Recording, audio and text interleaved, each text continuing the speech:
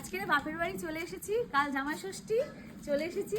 আর তোমাদের একটা জিনিস দেখাচ্ছি, এই যে এই বাড়িটা দেখছো, এই বাড়িটা প্রায় 50-60 বছর পুরানো বাড়ি।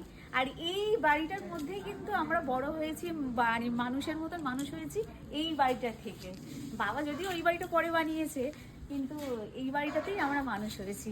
এখন এই বাড়িটা সেই আর এই যে এখানে আমার মা রান্না করতো এই জায়গাটায়। এদিকে যাই, এখানে আরেকটা রান্নাঘর ছিল।